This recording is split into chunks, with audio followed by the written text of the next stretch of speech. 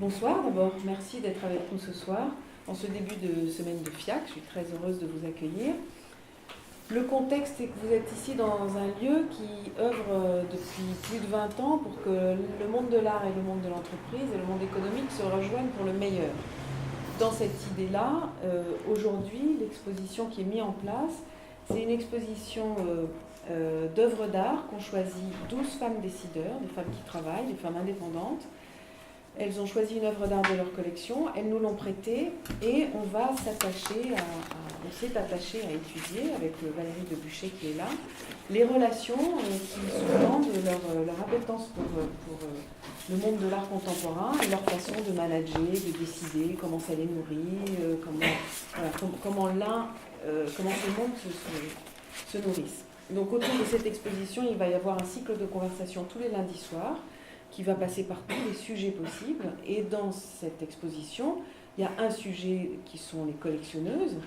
Est-ce que les femmes collectionnent comme les hommes ou pas? Ça, je ne sais pas si tu vas nous en parler, mais il y a déjà dans collectionneuse l'idée de collectionner. Et en fait, ça, c'est une question qu'on nous pose tout le temps. Comment on collectionne? Est-ce que nous, on s'est aperçu au fur et à mesure de préparer cette exposition que finalement, toutes ces œuvres qu'elles ont choisies leur ressemblent? Est-ce qu'une collection, c'est un autoportrait? Donc Frédéric Morel est avec nous ce soir. Il va avoir la gentillesse de nous donner tous ces tuyaux. Les conversations sont dans un format toujours très intimiste. Donc vraiment l'idée c'est qu'il n'y a pas de mauvaises questions. On puisse échanger avec lui tranquillement et poser toutes les questions que vous n'avez jamais osé poser sur la manière de collectionner. Frédéric, je vais vous présenter quand même. Vous avez fait une carrière dans l'industrie et puis dans l'édition. Vous avez été directeur général du groupe Flammarion et directeur de Beaux-Arts Magazine. En 2007, vous décidez d'être consultant indépendant pour le marché de l'art. Donc vous travaillez à Londres chez Gurd Jones, puis chez Sotheby's à Paris. Et depuis 2010, vous avez décidé de vous consacrer uniquement aux collectionneurs privés. Et vous êtes de surcroît président de la Villa Arson, qui est une école d'art et un centre d'art qui sont absolument magnifiques. Nous allons faire une tournée bientôt d'ailleurs avec le NAFOND. Donc je vous laisse la parole ce soir. Merci beaucoup d'avoir accepté notre invitation. Bonsoir et merci Pascal de cette invitation et merci de me donner l'occasion de pouvoir parler de mon métier, de ce que je fais pendant 1 heure, je crois. Et je répondrai à toutes les questions que vous voudrez bien me poser. Il n'y a pas de bonnes et de mauvaises questions sur ce sujet. Alors, pourquoi? Parce que le métier de conseiller en achat d'art, ou Art Advisor, parce que nous sommes sur un marché international, mondial, alors je dirais la dénomination commune est complètement anglo-saxonne, mais il n'y a pas de vraie définition ou de vrai cadre ou de vrai code de conduite en ce qui concerne cette profession qui est assez récente. Il y a de plus en plus de professionnels sur cette activité. Ce qui fait que finalement, et c'est ce que je constate ou mon expérience personnelle en voyant soit des collectionneurs qui me parlent des Art Advisors qu'ils connaissent, soit les Art Advisors eux-mêmes, que finalement il n'y a pas une façon de faire, mais il y a plein de façons de faire. Donc moi je vais vous parler de ce que je fais, de la façon dont je travaille et un petit peu le périmètre de mon activité. Et puis si vous le voulez bien, vous donner aussi quelques conseils. Alors mon métier c'est d'aider des amateurs d'art ou des collectionneurs à acheter des œuvres d'art. Si ce sont des amateurs collectionneurs néophytes, je dirais que je les aide à transformer une envie en réalisation, parce que acheter de l'art contemporain, quand on débute, c'est très compliqué. L'offre est absolument gigantesque et on a forcément besoin de repères, que ce soit sur les choix des artistes, mais aussi sur la valeur des artistes. Pourquoi telle œuvre vaut tel prix et telle autre œuvre 10 fois ou 100 fois plus. On a besoin de repères avant de plonger. Donc moi, j'aide ces amateurs néophytes à transformer une envie en réalisation. Et concernant les collectionneurs aguerris qui sont déjà dans ce processus de collection, je les aide à, d'une part, à être une sorte de veille sur le marché en fonction de leur motivation, donc à les alerter quand je vois des choses qui me semblent correspondre à leur intérêt, au thème de leur collection ou à leur motivation. Je les aide aussi dans un certain nombre de services d'aide à la collection, que ce soit tout ce qui est gestion, assurance, transport, logistique, etc. Ça devient vite lourd et compliqué. Et puis, ce que je fais aussi, c'est que je les aide un peu à sortir de leur... alors non, je réponds aussi à leurs demandes quand ils cherchent des œuvres particulières ou qui correspondent vraiment à des objectifs qu'ils se sont fixés, mais je les aide aussi à sortir un peu de leur zone de confort, parce qu'un collectionneur a vite tendance à s'enfermer dans ce qu'il connaît, dans son domaine de confort, d'assurance, et de temps en temps, faut un peu les bousculer, parce que le marché de l'art contemporain est gigantesque, et souvent ils sont contents de cela. Voilà, alors comment collectionner et comment commencer surtout. La première chose que je dis toujours avant d'acheter, il faut apprendre à regarder, et il faut voir et apprendre à regarder. On me dit toujours très souvent, alors maintenant, quand est-ce qu'on achète ? Et surtout si ce sont des amateurs néophytes, moi je leur dis, on achète plus tard, on verra. Je pense que le premier conseil, c'est de leur dire encore une fois, alors là, pour les collectionneurs néophytes, c'est de prendre son temps. De prendre son temps et de voir beaucoup de choses. L'offre est évidemment gigantesque. Il y a des milliers, des dizaines de milliers d'artistes. Il y a des centaines de galeries, ne serait-ce qu'en France, et il y en a tout autant dans pas mal de pays. Et que il est important de suivre, de se créer ses propres repères, et donc de suivre une sorte de parcours initiatique pour se construire soi-même ses repères et être capable ensuite de porter en toute indépendance, mais aussi en toute confiance, un jugement sur les œuvres ou sur le fait d'acheter ou de ne pas acheter, et donc de se rassurer. Alors voir les œuvres, c'est aller dans les galeries. Quand on habite Paris, on a la chance d'avoir des centaines et des centaines de galeries qui proposent des expositions qui sont renouvelées de façon permanente. Il y a évidemment ces foires, et là cette semaine est un moment extrêmement chargé en actualité, puisqu'il y a je ne sais plus combien de foires la même semaine, mais entre 5 et 10 maintenant, avec tout ce que l'on propose. Et ceci maintenant, dans de plus en plus de pays, on peut aller en voyageant, on peut aller à une foire d'art contemporain chaque semaine sans grande difficulté. Il faut aussi aller dans les expositions. On a là aussi la chance d'en avoir de très nombreuses. On en a une ce soir par exemple, tout à fait originale et extrêmement intéressante, de par la démarche, mais aussi de par les œuvres qui sont proposées. On peut aussi aller dans les salles de vente qui proposent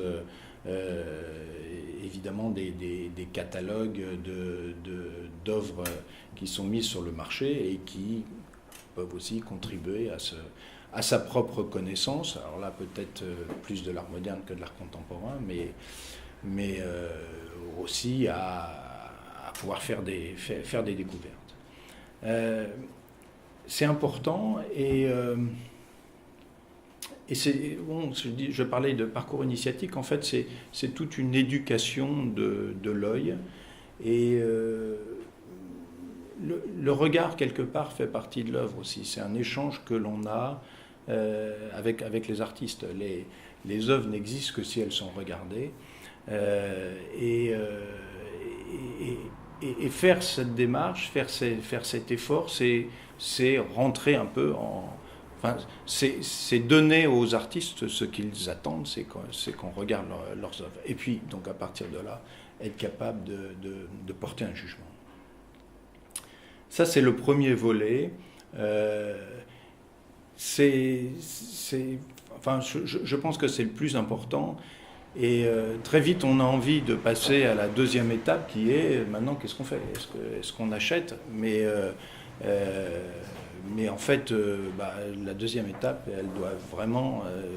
on doit se poser la question que lorsque on a fait cet effort, d'investissement, de regard ou de documentation. Deuxième conseil, une fois qu'on a regardé... ou en tout cas, deuxième conseil avant d'acheter, c'est de bien comprendre le marché, comment il fonctionne, parce qu'il est assez complexe et tout le monde ne fait pas la même chose dans le marché, dans les galeries d'art. Il y a énormément de galeries à Paris, il y a énormément de professionnels qui proposent qui proposent sur le marché d'acquérir des œuvres d'art. Maintenant, il y a Internet qui est devenu un autre volet extrêmement important. Et il faut quelques repères assez simples, mais qu'il faut connaître et qu'on n'a pas forcément tout de suite. Alors d'abord, faire la différence entre ce qui est le premier marché et le second marché. Ces deux marchés qui fonctionnent de façon complètement différente. Dans les deux cas, ça s'appelle des galeries ou des marchands d'art, mais ce sont des gens qui ne font pas du tout, évidemment, le même métier. Le premier marché, ce sont des galeries qui offrent donc des œuvres d'art pour la première fois, donc qui généralement d'ailleurs appartiennent aux artistes et qui sont présentées pour la première fois aux collectionneurs, aux amateurs, et donc ils sont dans un circuit de galeries particulier. Le second marché, comme son nom l'indique, ce sont des œuvres qui sont revendues, et donc c'est soit des marchands d'art, ce sont des gens qui achètent des œuvres et puis qui les revendent, soit les salles de vente, où là la salle de vente ou la maison de vente aux enchères est un intermédiaire pour proposer sur le marché des œuvres qui appartiennent à des collectionneurs. Sur le premier marché, il faut aussi comprendre que le premier marché, la galerie du premier marché est un lieu d'exposition. C'est là où on achète des œuvres, mais c'est d'abord, avant tout, un lieu d'exposition, et le rôle de la galerie du premier marché, c'est de soutenir, de défendre, d'assurer la promotion d'un artiste, et donc de proposer des expositions d'œuvres qui appartiennent aux artistes qui ne leur appartiennent pas. Alors que le second marché, c'est tout à fait différent, puisque un marchand d'art, il achète des tableaux et il les revend. Sur le premier marché, il y a aussi deux types de galeries. Il y a celles qui font effectivement ce travail de promotion en profondeur, qui sont chargées, enfin qui font tout un travail de présentation aux institutions, qui démarchent tous les musées, qui sont en relation avec les commissaires d'exposition pour essayer de promouvoir leurs artistes pour qu'ils soient exposés dans les musées, dans des centres d'art, dans des expositions collectives. Donc le rôle de la galerie, c'est de faire ça. Mais il y a aussi sur le premier marché d'autres galeries qui ne font pas ça du tout, qui se contentent simplement de vendre des œuvres, alors qu'elles vendent pour la première fois sur le marché, mais sans aucun travail de soutien aux promotions des artistes. Ce qui fait que la motivation du collectionneur est différente, suivant qu'on va acheter une œuvre qui est présente dans les musées, qui est présente dans les centres d'art, qui fait l'objet d'un soutien, et à contrario, dans d'autres galeries, des œuvres qui ne seront jamais dans un centre d'art, jamais dans un musée, sans doute jamais sur le second marché aussi, mais qui peuvent aussi avoir leur qualité, être extrêmement plaisantes, avoir envie de permettre, offrir aux collectionneurs le plaisir d'accrocher ces œuvres chez eux. Mais il faut simplement savoir que c'est un tout autre circuit et que ces œuvres-là, ces artistes-là n'auront jamais ni de grande notoriété, ni de reconnaissance. Voilà. Alors il faut simplement le savoir pour faire le tri entre ces différents profils de galeries. Troisième conseil. Vous pouvez m'interrompre si soit je ne suis pas clair, soit si vous n'êtes pas d'accord, mais n'hésitez pas. Tu pourrais peut-être nous dire comment on reconnaît ces galeries ? Alors, comment on reconnaît ces galeries ? Mais ça c'est le point 4.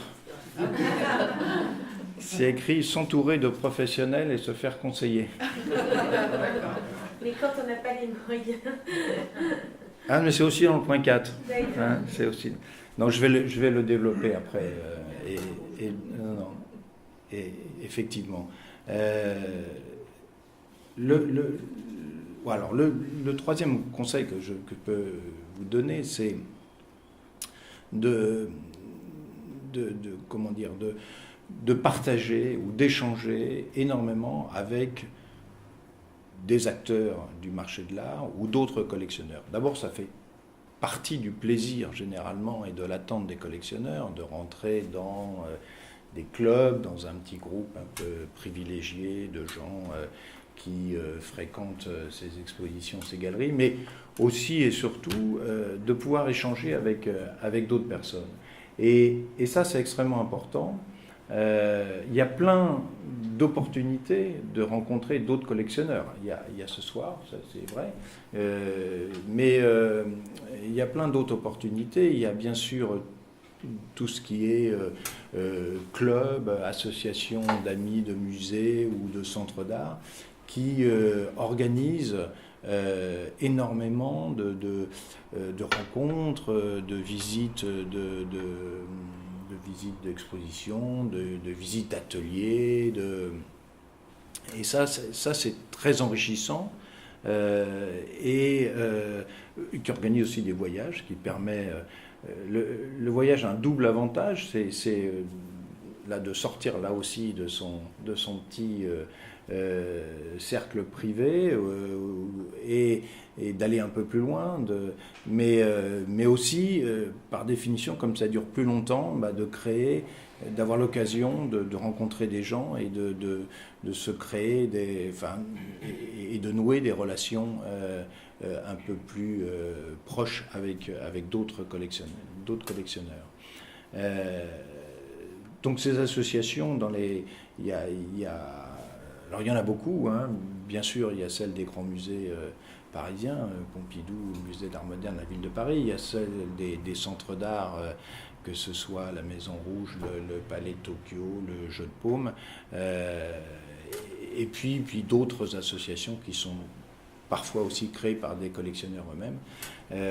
Mais ça, j'encourage vivement tous ceux qui veulent commencer à s'intéresser à l'art contemporain, de rentrer dans ces associations. Voilà, alors j'ai effectivement beaucoup parlé des nouveaux collectionneurs ou des collectionneurs néophytes. Bon,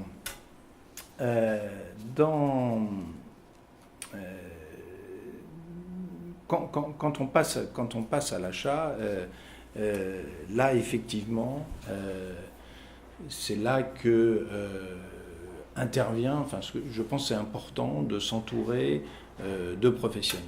Alors, les premiers auxquels on pense, c'est évidemment les galeries, et tous les collectionneurs, et c'est bien comme ça, ont généralement, nous, des relations privilégiées avec certaines galeries, relations de confiance. D'abord parce qu'on aime ce que fait la galerie, on apprécie les artistes de la galerie. Généralement, on a d'abord acheté dans cette galerie. Et puis, s'installe une relation de confiance, et c'est généralement les premières personnes qu'on interroge. La seule chose, c'est que par définition, le galériste, il est aussi marchand, et donc il a évidemment pas une capacité, enfin, il a évidemment pas, je dirais, un conseil purement objectif, puisqu'il va avoir évidemment tendance à mettre en avant, privilégier ce qu'il propose dans sa galerie ou le style qu'il propose dans sa galerie. Néanmoins, c'est généralement les premiers conseillers proches des collectionneurs. Ensuite, il y a évidemment ce qu'on appelle les art advisors, les conseillers. Là aussi, ce n'est qu'une question c'est un rapport de confiance. L'art advisor, lui, il est complètement indépendant, la plupart, et c'est complètement mon cas. Moi, je suis lié avec personne, et je travaille avec toutes les galeries françaises et internationales qu'on peut imaginer, mais quand je dis je travaille, non, je ne travaille qu'avec des collectionneurs, mais je suis en relation avec absolument tout le monde. Il n'y a pas de domaine interdit, je dirais. Je n'ai évidemment pas la prétention de tout connaître. Par contre, moi, ce qui m'intéresse dans ce métier, c'est d'essayer de comprendre comment fonctionnent mes clients, quelles sont leurs motivations, qu'est-ce qu'ils veulent, pour ensuite leur ouvrir des portes alors soit les rassurer, soit leur dire là vous avez raison, pour telle et telle raison ça répond bien à vos attentes et vos motivations, soit leur dire là ne vous trompez pas, si vous allez dans cette direction là ça correspond à telle et telle chose, donc ça peut être des signaux d'alerte. Et puis, comme je le disais aussi tout à l'heure, mon rôle, c'est aussi d'ouvrir des portes, de faire une veille permanente sur le marché et d'être force de proposition d'œuvres susceptibles de répondre aux attentes et aux motivations des collectionneurs. Ce qui amène à se poser la question tout de suite, qu'est-ce qui motive un collectionneur dans l'achat d'œuvres d'art ? C'est évidemment complexe. Généralement, c'est pas le collectionneur qui va m'expliquer pourquoi il achète des œuvres d'art. Pas parce qu'il ne veut pas le dire, mais parce qu'il n'en est pas forcément conscient. Ce qui est certain, c'est que acheter des œuvres d'art, ça répond à 3 types de motivations, et que je dirais pour chacun, c'est un mélange de ces 3 secteurs de motivation, alors avec des pondérations qui varient suivant les personnes.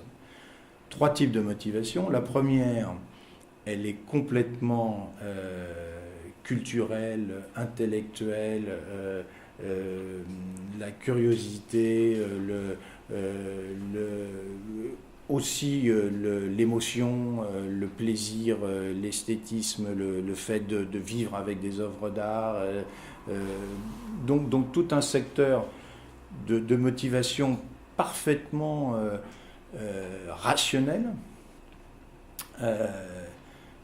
Le second volet, c'est toute la dimension sociale du collectionneur. Le collectionneur, comme je le disais, il rentre dans un petit milieu valorisant pour lui-même et qui lui permet de rencontrer plein de gens autour d'une passion. Parce que le point commun de tous les collectionneurs, c'est la passion. Ils sont tous différents, il n'y en a pas deux pareils, ils ont tous ce point commun, c'est la passion. Je ne connais pas de collectionneurs non passionnés, parce que voilà, c'est une des motivations principales. Alors, cette dimension sociale, rencontrer des gens, partager, le collectionneur est aussi très généreux, toujours. Bon, ça lui donne à la fois un statut, mais à la fois aussi tout un domaine d'activité. Généralement, les grands collectionneurs consacrent une partie extrêmement importante de leur occupation à leur collection. Ça, c'est le deuxième volet. Le troisième volet, il est financier. Oui.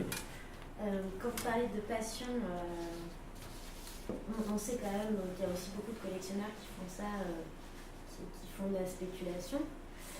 Est-ce que la passion est toujours là pour vous ou autre chose? Alors, quand je parle de passion, je parle d'implication dans un projet.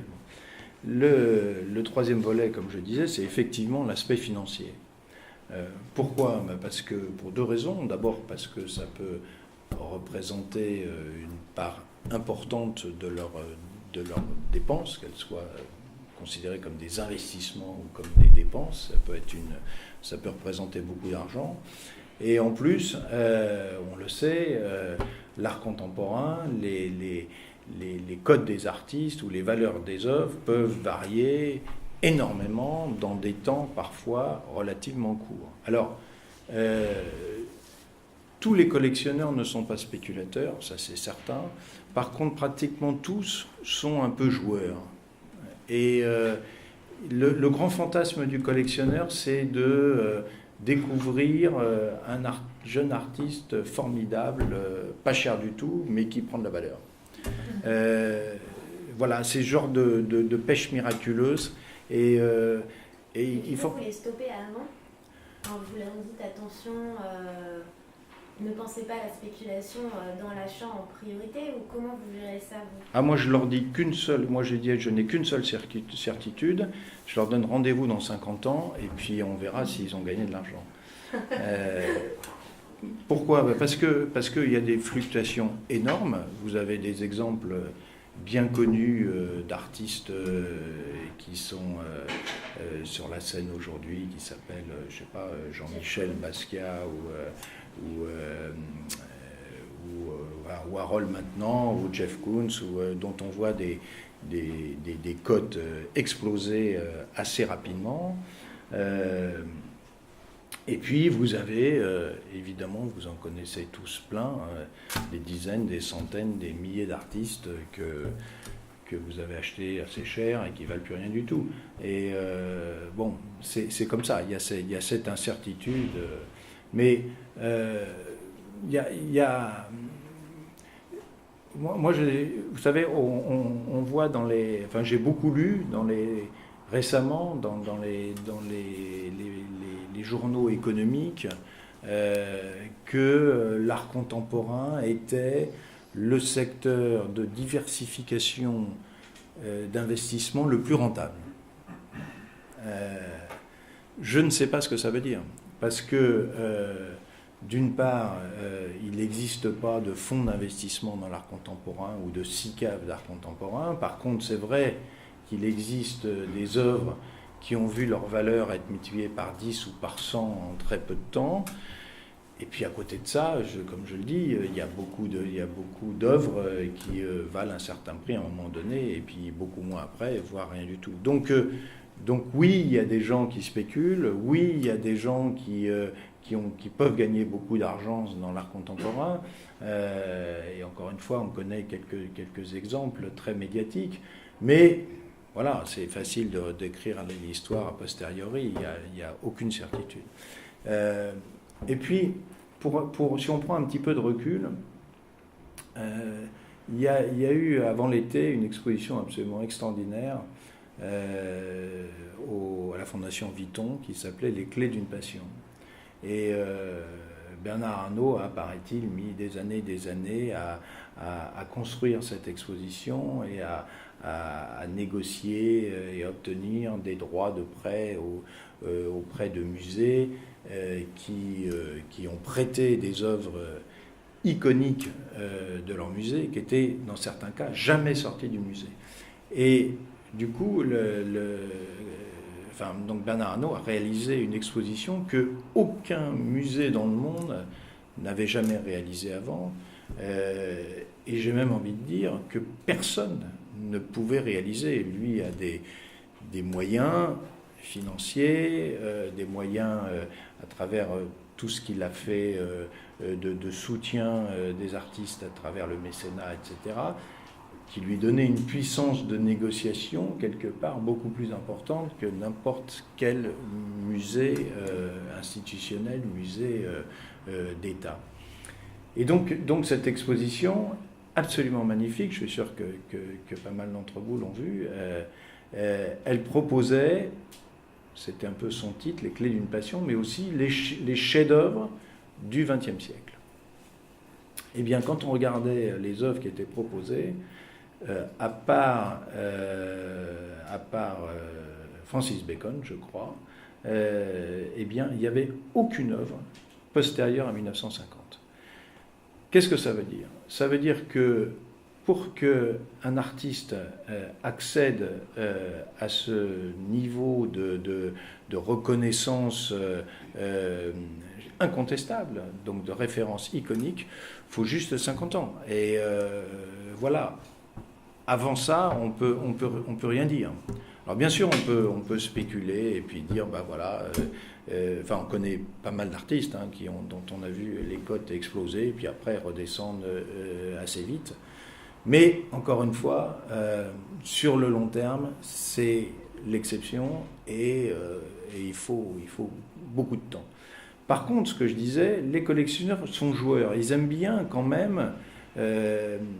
Ils aiment bien essayer de découvrir les artistes dont la cote va monter dans les années qui viennent. Pour plein de raisons. D'abord parce que c'est effectivement un peu ludique, un peu joueur, mais c'est aussi une façon formidable de soutenir l'art, de soutenir les artistes. Voilà, et puis évidemment c'est un peu gratifiant. Donc, et puis si en plus on peut gagner de l'argent, c'est bien. Mais si quelqu'un vient me voir et me dit voilà, moi je veux gagner de l'argent en achetant des œuvres d'art, je leur réponds qu'une seule chose, vous vous en faire gagner beaucoup, mais on fera le compte dans 50 ans, parce que avant je ne sais pas. C'est pas très honnête ce que je dis, mais c'est quand même la réalité, c'est qu'on n'en sait rien. Voilà. Donc ça c'était, oui, ça je disais, c'était le troisième volet. De motivation qui est la dimension financière. Derrière ça aussi, il y a des avantages fiscaux qu'on connaît bien, notamment l'ISF. Donc il y a aussi tout ça qui fait que... Et puis c'est vrai, aujourd'hui, ça je veux bien le reconnaître, la diversification des investissements, les gens qui ont de l'argent à placer, c'est vrai que... l'art est au-delà du plaisir que l'on a à posséder des œuvres d'art, c'est pas forcément une mauvaise idée, sachant que l'immobilier c'est un peu dur, que le monétaire ça rapporte plus rien, que l'entreprise c'est risqué, voilà donc. Mais il faut que ce soit des collectionneurs investisseurs, pas spéculateurs, peu de chances de réussir. Je reprends le fil de...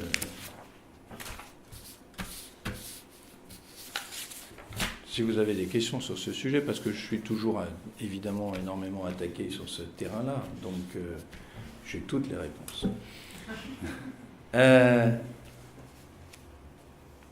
Si on veut avoir le temps de poser des questions, peut-être. J'ai encore deux conseils. Sur limite, non. Alors, très rapidement. Les deux derniers, ça va très vite.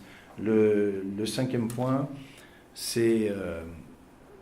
cinquième conseil, c'est de s'informer en permanence, de suivre l'actualité des marchés.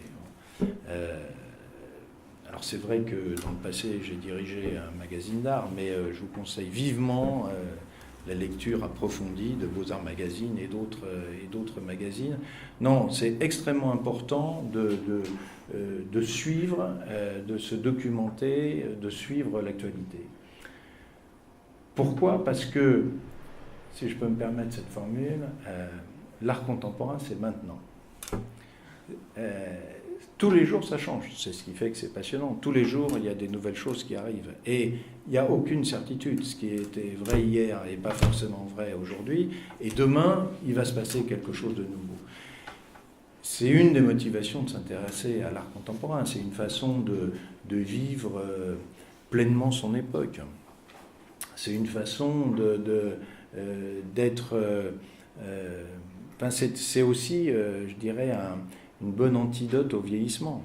C'est une ouverture d'esprit, c'est une disponibilité, voilà, c'est vraiment vivre pleinement son temps et son époque. Alors, il faut suivre cette actualité et donc il faut beaucoup se documenter, il faut lire, il faut suivre l'actualité. Voilà. Et puis petit à petit, c'est aussi s'enrichir d'une culture de l'art. Hein. Et il est clair que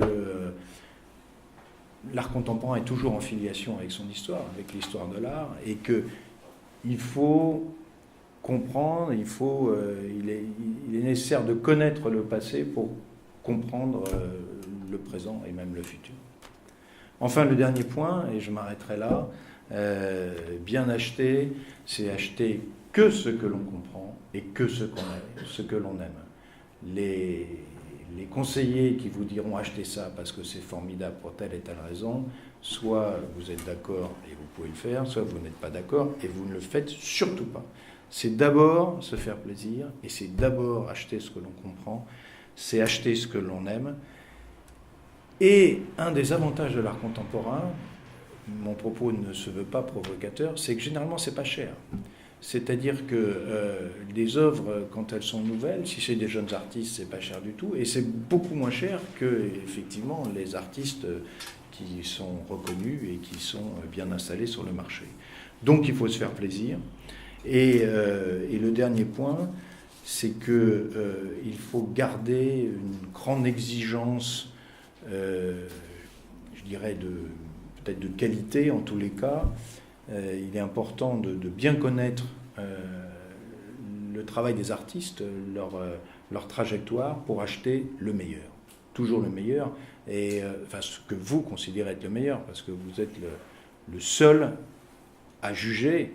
Après vous, les spéculateurs, l'histoire, les critiques d'art porteront un jugement, mais vous êtes d'abord le seul devant l'œuvre à pouvoir le juger.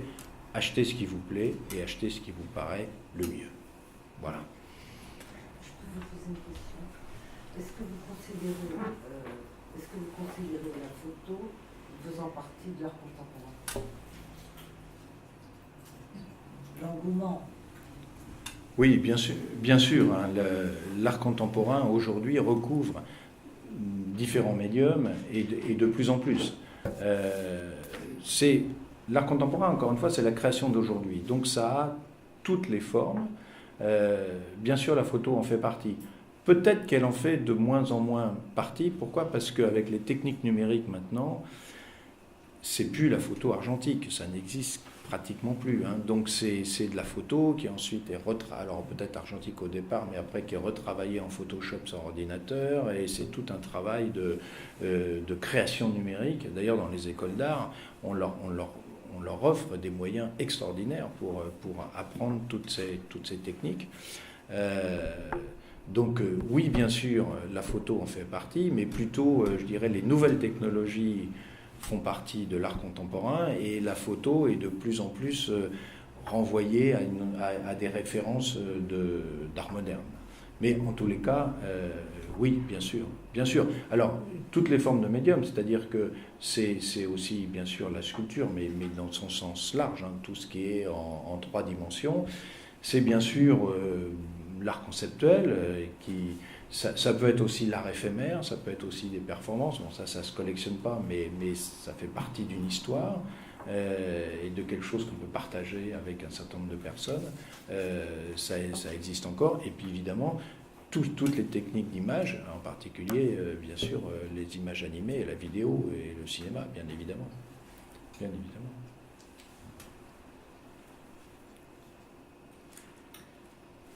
Moi, je voulais savoir, que pensez-vous en tant qu'art advisor de la multiplication des biennales, d'art contemporain? Est-ce que pour vous, c'est quelque chose de bénéfique ou c'est vraiment trop dans la multiplication et c'est encore plus difficile aujourd'hui de... Je vous laisse répondre.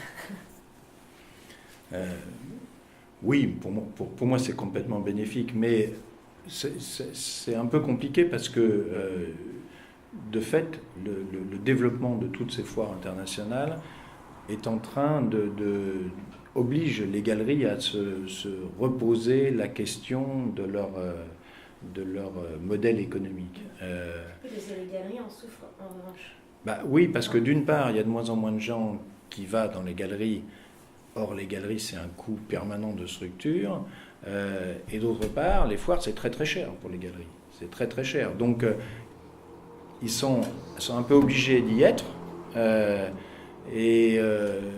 Tout en maintenant des coûts de structure par ailleurs. En plus, ces foires, on le sait, et la FIAC a un bon exemple, elles sont pour certaines de plus en plus sélectives, et de fait, ne peuvent pas accueillir tout le monde, et la FIAC qui s'est énormément internationalisée, et cette année, une année de plus, il y a un peu moins de galeries françaises, il y a plus de galeries étrangères, et il y a moins de galeries au total parce qu'il faut donner plus de place aux nouveaux venus ou aux grandes galeries étrangères. Et de fait, on voit émerger à côté un certain nombre d'autres foires qui viennent accueillir les gens qui ne sont plus à la FIAC. Alors, c'est formidable parce que là, on va passer une semaine extraordinaire. Hein. Il y a une foire par jour sans problème. Et ça permet à tout le monde de s'exprimer. Voilà, donc moi je trouve ça évidemment très bien. Je disais tout à l'heure, il faut aller dans les galeries, il faut voir des œuvres. Là, pendant une semaine, vous allez en voir énormément. Et vous, en tant qu'art advisor, est-ce que c'est l'endroit où vous trouvez les clients? Non, mais d'abord, les clients, non, je les trouve absolument, non, jamais, je ne les trouve pas du tout. Moi, je vais dans les foires avec mes clients. Je ne fais pas de la prospection. Non, pas du tout. Non, je vais avec mes clients pour voir des œuvres, pour rencontrer des galeristes. Alors l'avantage aussi, c'est que sur un endroit donné, en une demi-journée, on voit énormément de monde. Et puis c'est une ouverture sur l'international. Donc on voit aussi d'un seul coup des galeries qui viennent du monde entier, des artistes qui viennent du monde entier. Voilà, sans avoir besoin de parcourir le monde. Il n'empêche qu'on y va quand même parcourir le monde, parce que ces foires, elles sont, il y en a de plus en plus, et c'est aussi important d'aller voir ce qui se passe dans les autres pays. Mais non, c'est une richesse formidable. Alors maintenant, c'est vrai que ça a forcément un effet sur l'évolution du métier, mais bon, les foires, c'est aussi avec les galeries que c'est fait, et que c'est, je pense, une opportunité aussi formidable pour les galeries de pouvoir montrer à un moment donné à un public très important les œuvres de leurs artistes.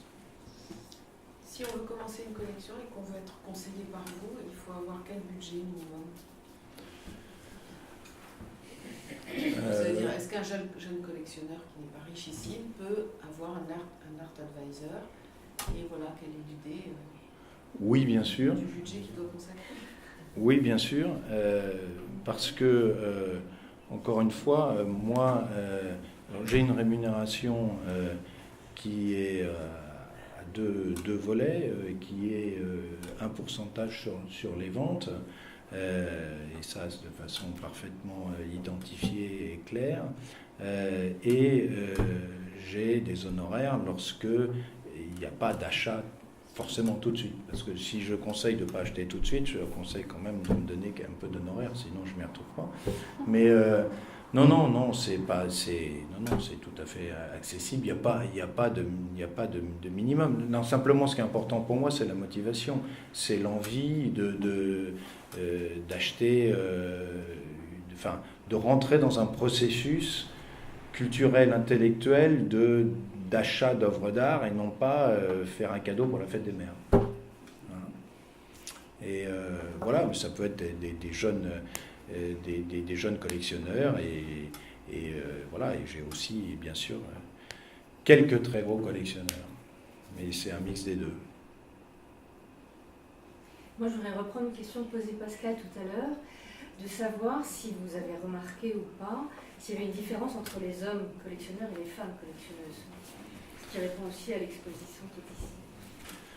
Oui, je m'attendais à avoir cette question, donc j'ai préparé la réponse, qui est que j'en sais rien. Non, je n'ai pas d'observation évidente. Non. Ou la réponse est non. Il n'y a pas un comportement différent entre les hommes et les femmes. Voilà. Je constate par contre que souvent, les collectionneurs sont plutôt en couple. Donc les hommes, ils ont aussi une femme qui peut rentrer dans le processus de sélection et réciproquement. Bon, pas tout le monde. Hein. Moi, j'ai notamment dans ma clientèle des gens qui ont leur collection et madame a sa collection et monsieur a sa collection. Et alors là, on ne partage pas. Vous avez plus de collectionneurs hommes ou femmes? Réfléchis. Hein. Non, je réfléchis. Alors, j'élimine les couples parce que c'est les deux. Non, finalement c'est égal. C'est égal. Ah ouais. C'est égal. Non, c'est égal. Ce qui veut dire que j'ai pas mal de collectionneurs femmes quand même. Enfin, c'est comme ça que je le vis. Moi. D'accord. Et voilà. Et qu'est-ce qui fait qu'un jour on peut se dire je suis arrivé au bout de ma collection? Moi j'évite de rencontrer ces gens-là, c'est dramatique pour moi. Donc je ne sais pas, mais non, c'est un... Non, alors après il y a des renouvellements de collections. Alors ça par contre c'est très très fréquent. Hein, et je dirais même il y a beaucoup de collectionneurs qui ont commencé par ce qui leur paraissait relativement facile, avec c'est l'art ancien au sens art moderne, parce qu'il y a des références, parce qu'il y a des cotes installées, parce qu'on connaît les œuvres, etc. Et qui à un moment ont envie de participer à cet engouement, à ce jeu, à ce sport, de l'excitation de la nouveauté. Et c'est vrai que, en plus, ça, vous savez, quand vous êtes face à une œuvre dans une galerie donc du premier marché, qui est présentée pour la première fois sur le marché, vous avez l'opportunité, mais aussi l'obligation d'avoir votre propre jugement. C'est-à-dire que vous pouvez vous dire j'aime, j'aime pas, vous pouvez vous dire c'est bien, c'est pas bien. Alors vous avez les références de l'artiste éventuellement, mais de l'œuvre, non. Vous êtes face à ça, et c'est un privilège formidable de pouvoir... Si vous voyez un Picasso ou un Van Gogh, est-ce que c'est bien ou est-ce que c'est pas bien? C'est difficile d'être objectif. Mais voilà. Mais dans l'art contemporain, c'est beaucoup plus facile, et c'est d'autant plus facile et important que l'appréciation, elle passe par l'émotion, l'envie, la curiosité, l'intérêt, la pertinence, tous ces critères-là qui, au bout du bout, sont très personnels. Donc il n'y a pas... Je ne connais pas non plus vraiment... enfin non, là c'est un peu caricatural ce que je veux dire, mais il n'y a pas les bonnes et les mauvaises œuvres. Enfin si, il y en a. Mais finalement, il y en a pour tout le monde. Donc chacun sa démarche personnelle. C'est beaucoup de psychologie, non? Pour qui? Pour moi? Ouais. Ou pour... Ah oui, bien sûr. Non, mais c'est ce qui est intéressant aussi, c'est d'essayer de comprendre ce que je disais tout à l'heure, comment fonctionne le collectionneur, et souvent, c'est pas lui qui va me le dire. Enfin bon, il va aussi de temps en temps me dire j'ai envie de ça, ça et ça. Il y a une chose que je n'ai pas dite tout à l'heure et que je voudrais dire maintenant, parce que je ne sais pas pourquoi j'ai oublié, mes notes ne sont pas assez bien organisées, mais dans les questions que se posent les collectionneurs, dans la connaissance du marché, il y a évidemment tout de suite une question sur le prix. Combien ça vaut? Bon. Et là, donc ça s'inscrit bien dans le chapitre connaissance du marché pour avoir la réponse. Sur le second marché, ou alors, on va dire, sur le premier marché, c'est l'offre, c'est-à-dire le galeriste ou l'artiste, ou le galeriste et l'artiste qui va décider du prix. Sur le second marché, par exemple la vente aux enchères, c'est quelque part le collectionneur qui décide du prix, puis c'est lui qui décide d'enchérir ou de ne pas enchérir. Voilà. Alors, à la fois on peut dire le vrai marché, c'est le second, parce que c'est le collectionneur qui décide qu'il est prêt à mettre tant d'argent pour telle œuvre. Mais le premier marché, en fait, répond à des critères extrêmement rigoureux et précis. Les prix sur le premier marché répondent à une logique très factuelle et à des critères parfaitement quantifiables.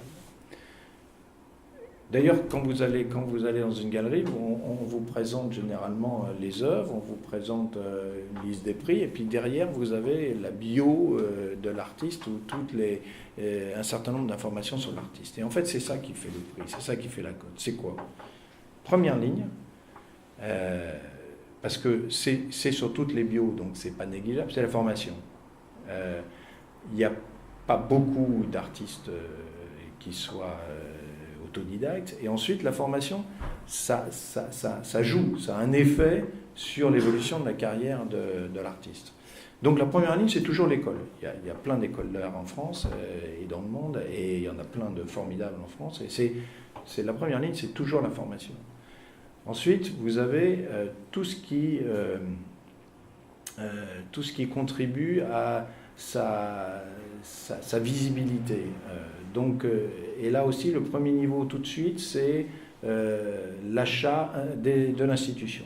Est-ce que les FRAC, le FNAC, les musées ont acheté cet artiste? Parce que c'est à la fois une reconnaissance.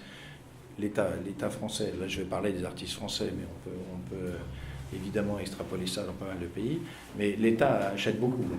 Donc c'est le premier niveau de reconnaissance officielle.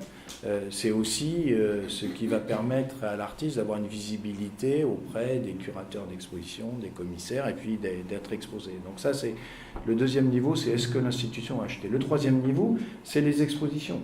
Expositions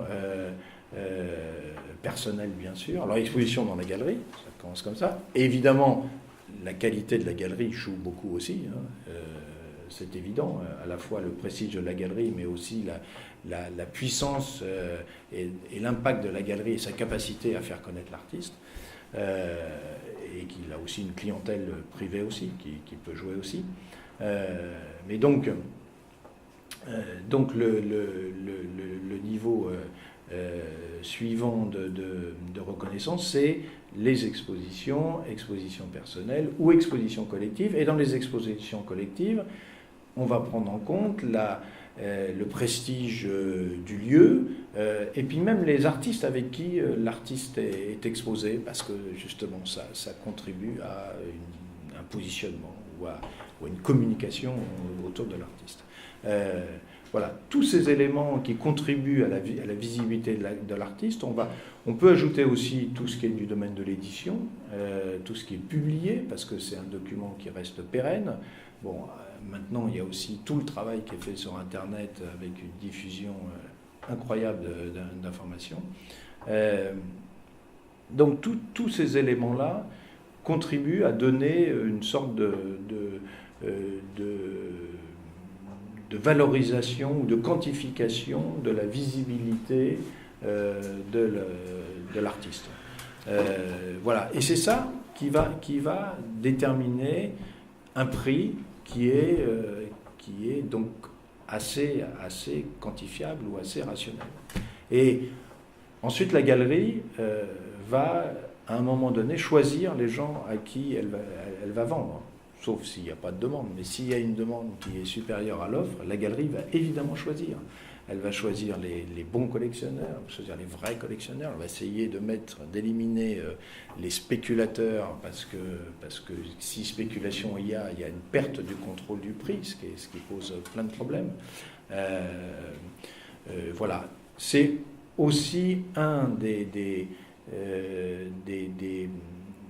valeurs ajoutées du conseiller, de l'art advisor, c'est de permettre à ses clients d'atteindre... Enfin d'abord, moi je me porte toujours caution de mes clients, de qui sont-ils, pourquoi ils collectionnent, et voilà pourquoi c'est des gens très bien à qui vous pouvez vendre vos œuvres. Mais aussi, et on en connaît, vous en connaissez tous forcément, il y a des artistes qui travaillent avec des listes d'attente, mais c'est une réalité. Hein. Donc là, il faut se positionner par rapport à ça. Moi, j'ai peut-être une dernière question. Est-ce que vous pouvez nous dire, pendant cette semaine de Folie, par exemple, de la FIAC, quelles galeries vont aller visiter dans la FIAC ou voir les murs? Est-ce que vous avez peut-être à nous conseiller 5 galeries à ne pas manquer et des artistes à voir? Alors, évidemment non. Parce que comme je vous l'ai dit, moi ce qui m'intéresse, c'est je suis jamais du côté des galeries. Hein. Donc bien sûr, il y a des galeries que je connais mieux que d'autres. Bien sûr, il y a des artistes que moi j'apprécie plus que d'autres. Il y a oui, j'ai mes réseaux personnels.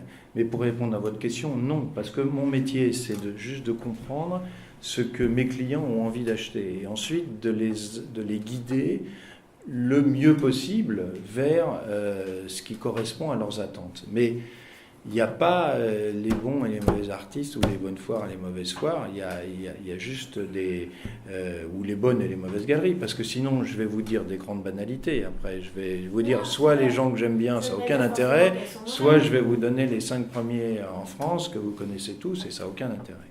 Non, par contre, ce qui est sûr, c'est que moi, j'étais cet après-midi à l'ouverture là de, comment ça s'appelle, Asia Now. Et moi je vous encourage à y aller parce que c'est formidable pour différentes raisons. Vous savez que l'Asie, la Chine, ça pèse, suivant les chiffres publiés, entre 35 et 50% du marché de l'art. Et c'est le premier pays, c'est le premier pays en termes de chiffre d'affaires sur le marché de l'art. La seule chose, c'est que, c'est des chiffres chinois, c'est-à-dire c'est des chiffres qui sont calculés par les Chinois, qui sont publiés par les Chinois, et qui sont évidemment pas contrôlés, donc ils disent ce qu'ils veulent. Mais quelque part, ça doit quand même correspondre à une part de réalité. Et ensuite, le marché chinois, c'est les Chinois vendent aux Chinois en Chine, en gros. Et c'est des artistes, sauf exception de quelques artistes médiatiques, qu'on ne connaît pas, et des galeries qu'on ne connaît pas. Vous allez à Bâle, vous allez à la FIAC là, cette semaine, vous verrez combien il y a de galeries chinoises. Moins de 5, peut-être 3. Voilà. Eh bien, donc cette foire, pour la première fois, c'est la première édition. C'est une foire où il y a, je sais pas, une vingtaine de galeries avec plein d'artistes chinois, vietnamiens, cambodgiens. Et c'est une cure de jouvence formidable. C'est des artistes qu'on ne connaît pas, c'est une autre expression artistique, c'est une découverte, voilà. Donc moi, je vous encourage fortement à y aller. Je vous encourage aussi à aller voir toutes les autres petites foires de tous mes amis des galeries de taille moyenne qui malheureusement ne sont plus à la FIAC alors qu'elles ont contribué pendant des années au succès de la FIAC. Ce n'est pas du tout une critique vis-à-vis de la FIAC et des organisateurs, mais simplement ils sont contraints et forcés à se montrer ailleurs et que quelque part, il ne faut pas les abandonner. Ce qui me permet un mot de conclusion quand même, qui est un peu mon combat.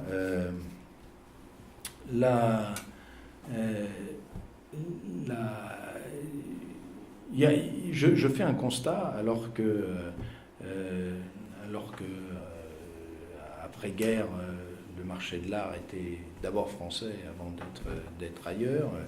Aujourd'hui, la France pèse, je ne sais pas, d'après les chiffres, 4 à 5% du marché de l'art, donc presque plus beaucoup. Alors que nous avons la FIAC qui est en train de devenir une des plus grandes foires mondiales, que nous avons Paris qui est de plus en plus attractif, il y a plein de Chinois à Paris d'ailleurs, et un réseau de galeries incroyables. Je vous disais tout à l'heure des écoles d'art extraordinaires et des artistes extraordinaires. Mais néanmoins, malgré tout ça, eh bien, on n'arrive pas à décoller et la France reste... quand vous prenez un catalogue de Sotheby's ou de Christie's qui se veulent être des grandes ventes internationales, il n'y a juste aucun artiste français dedans. Alors pourquoi ? Moi je crois qu'il y a une raison à ça, c'est que les responsables c'est les collectionneurs. C'est-à-dire que je pense que l'institution qu'on a beaucoup critiquée parce qu'elle défendait les artistes étrangers avant les Français, quand on voit le programme d'exposition du Centre Pompidou sur ces 10 dernières années ou même du Musée d'Art moderne de Paris, je ne suis pas tout à fait d'accord. Il y a une part en tout cas qui est laissée aux artistes français qui est largement supérieure aux 5% dont je parlais tout à l'heure, bien évidemment. Non, le vrai problème, je crois, et quand j'essaye de regarder, quand je compare avec ce qui s'est passé et ce qui se passe dans les autres pays, je crois que le vrai problème, ce qu'on n'a pas en France, c'est qu'on n'a pas de collectionneurs qui défendent l'art français. Et bon, pourquoi ? Parce qu'on a, je ne sais pas, on est à l'ère de la mondialisation, donc nos grands collectionneurs, ils sont dans un championnat du monde, des meilleurs collectionneurs, et on n'a pas de collectionneurs engagés comme, enfin, sauf exception. Il y en a quelques-uns, mais malheureusement, il n'y en a pas assez ou ils ne pèsent pas assez. Alors que c'est M. Léo Castelli qui a permis aux artistes américains de prendre le pouvoir à partir des années 60. Alors je ne parle pas du rayonnement mondial de M. Gagosian, c'est M. Saatchi, publicitaire, qui a inventé le Young British Artist, c'est-à-dire qu'il ne faisait la promotion que des Anglais. Et en quelques années, on a vu ces artistes, au moment justement du développement de la mondialisation, occuper des places. Aujourd'hui, il nous manque ça. Voilà. Et moi, alors, il y en a quelques-uns qui commencent qui soutiennent un peu l'art français, mais qui ne sont pas assez puissants. Voilà. Alors, si vous avez dans vos relations des grands collectionneurs autour de vous, dites-leur qu'ils ont un devoir, c'est de défendre l'art français. Merci. Merci.